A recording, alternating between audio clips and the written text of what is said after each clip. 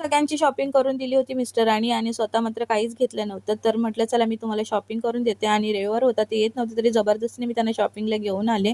कारण 2 दिवसापूर्वी झालं होतं माझं पेमेंट आणि म्हटलं चला माझ्या पेमेंटची शॉपिंग करते. तर हे मी भावासाठी घेतलं होतं आणि हे मिस्टरांसाठी.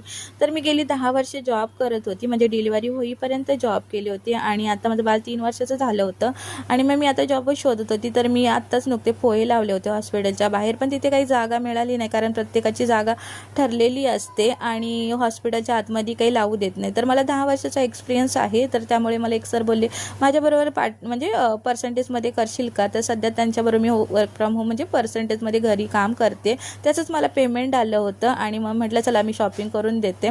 नंतर आम्ही इथे जेवण वगैरे केलं आणि येताना मी भाच्यासाठी मेहंदी कोण आणला होता.